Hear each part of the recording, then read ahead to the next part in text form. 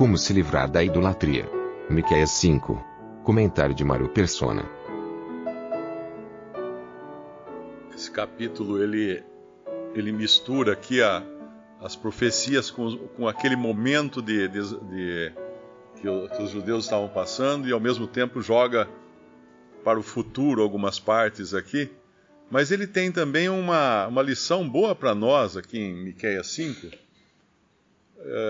Talvez a gente possa ler Êxodo capítulo 20, quando Deus deu a lei para Israel. Tem um detalhe interessante ao dar a lei, e às vezes passa despercebido. Versículo 1 de Êxodo 20: Então falou Deus todas estas palavras, dizendo: Eu sou o Senhor teu Deus, que te tirei da terra do Egito, da casa da servidão. Não terás outros deuses diante de mim. Não farás para ti imagem de escultura, nem alguma semelhança do que há em cima nos céus, nem embaixo na terra, nem nas águas debaixo da terra.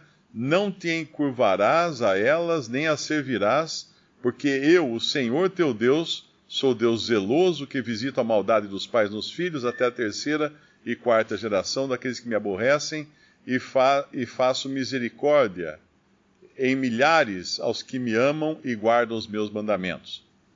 Aqui tem duas coisas. Eu sou o Senhor teu Deus. Somente a Deus eles podiam adorar. Depois tem muitas passagens na Bíblia que diz que somente ao teu Deus adorarás, ou alguma coisa assim.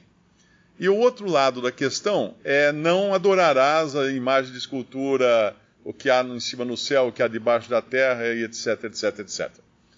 Mas falta uma terceira coisa aqui que não fala. E qual é essa terceira coisa? O não adorar coisa nenhuma. Mas por que não tem aqui: não adorarás coisa nenhuma? Não viverás sem adoração, seja lá com o que for. Não serás ateu, por exemplo, né? Não tem essa terceira opção aqui. Por quê? Porque Deus sabe muito bem que o homem, quando não está adorando a Deus, ele está adorando outra coisa. Não existe a possibilidade do ser humano adorar outra coisa que não seja Deus e os ídolos, ou os ídolos.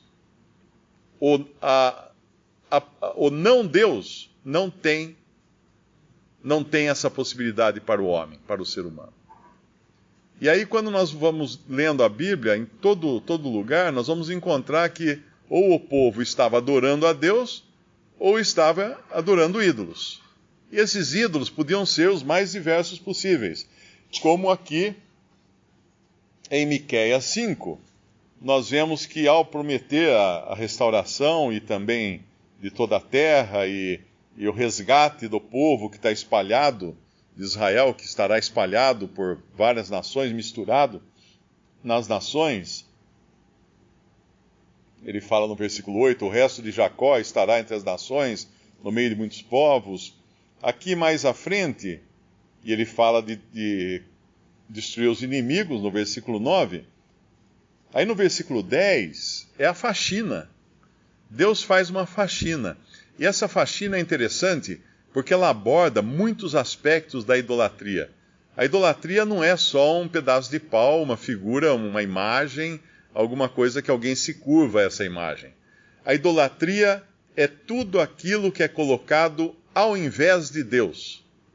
E quando no versículo 3, no versículo 2 de Miqueias 5, de ti me sairá o que será Senhor Israel, cujas origens são desde os tempos antigos, desde os dias da eternidade. Esse é Cristo, Deus e homem. Desde os dias da eternidade significa sem começo. Sem começo, sem fim. Porque a eternidade não tem tempo, ela é a ausência total de tempo, como nós conhecemos. Então esse é Cristo. Esse que é eterno é Cristo. E a adoração só pode ser àquele que é eterno. Qualquer coisa que não seja eterna não pode ser motivo ou objeto de adoração do homem. E aqui no versículo 9, 10 em diante, ele faz a faxina, ele fala da faxina que vai ser feita. O que é essa faxina? Das coisas que não eram Deus. Porque, como não existe a possibilidade de Israel, dos judeus, a não adorarem alguma coisa, no vácuo de Deus entram outras coisas. E aí vem no versículo 10, sucederá naquele dia, diz o Senhor, que eu exterminarei do meio de ti os teus cavalos e destruirei os teus carros. No Salmo 20, ele falava assim, uns confiam em carros e outros em cavalos, mas nós faremos menção do nome do Senhor nosso Deus. Porque no Antigo Testamento, quando Deus deu a lei, ele proibiu os reis de terem cavalos, de multiplicarem cavalos. Por que isso? Porque era para eles confiarem no Senhor. O cavalo, na época, era o melhor transporte de guerra era o cavalo. Os cavalos e os carros. Eles eram excelentes, porque eles tinham velocidade. Um cavalo, ele se impõe na batalha. Um cavalo amedronta. Por isso que durante muito tempo a polícia militar usava cavalos, mesmo em cidades, para combater manifestações. Porque uma pessoa na frente de um cavalo, ela fica pequena. Até quando os espanhóis chegaram na América Central, um dos grandes fatores deles conquistarem os astecas foi o fato de serem cavaleiros. Porque os espanhóis desciam dos navios, montavam em cavalos, e de repente aqueles indígenas que nunca tinham visto um cavalo na vida, porque não havia cavalo na América, eles olhavam para aqueles homens altos, com 4 pernas, e ficavam impressionados. Que homens são esses, com 4 pernas, 2 cabeças? Eles achavam que o cavaleiro fazia parte do cavalo, e aquilo aterrorizava eles. Então, Deus vai destruir os carros e os cavalos deles, porque é onde eles colocam a sua confiança, a sua força na guerra. E aí o versículo 11, destruirei as cidades da tua terra. O que é a cidade? A cidade é o lugar de fixação. Quando os homens quiseram se rebelar contra Deus, o primeiro foi Caim, o primeiro arquiteto do mundo foi Caim, ele construiu uma cidade.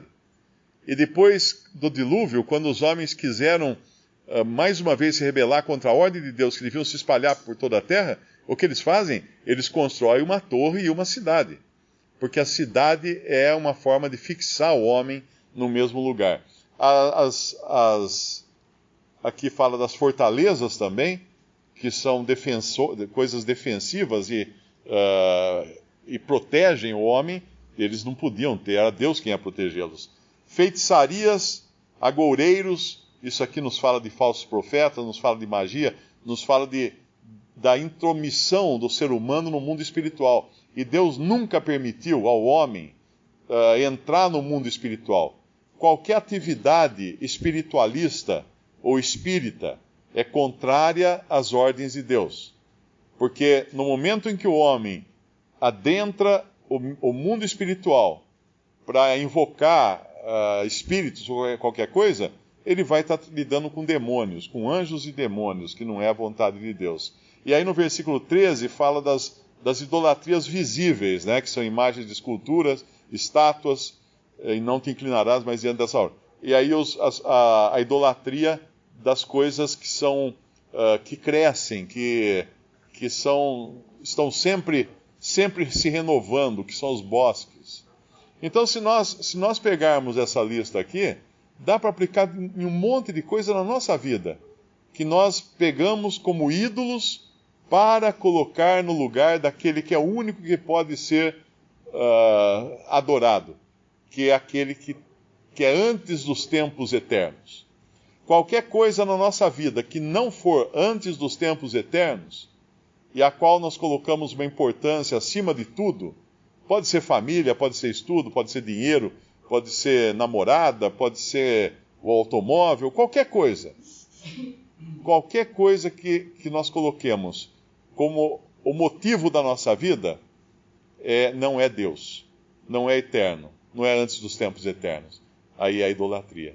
Porque não existe, mais uma vez, a possibilidade da não adoração. Ou adoramos a Deus, ou adoramos qualquer outra coisa que não seja eterna. Quando hoje nós vemos pessoas com depressão, né? Existe muita gente com depressão, muito suicídio, é o mal do século. Talvez uma das principais causas disso é quando a pessoa perde aquilo que era em que ela se apoiava. Ou ela perde os seus cavalos, ou ela perde os seus carros, ou ela perde as suas cidades, ou ela perde as suas fortalezas, ou ela já não tem mais como acessar suas feitiçarias e os seus agoureiros, as suas esculturas, as suas estátuas. Ela então fica sem o chão. Sem o chão. E o ser humano, sem o que adorar, ele entra em colapso. Porque ele foi feito para ser adorador. Deus criou o homem para ser um adorador. Deus busca adoradores, mas que adorem espírito e verdade. Então, quando o homem não adora a Deus, ele está adorando outra coisa, porque ele foi fabricado com esse departamento no seu ser de ser um adorador. Não tem como ele se livrar disso. Ele sempre vai adorar alguma coisa.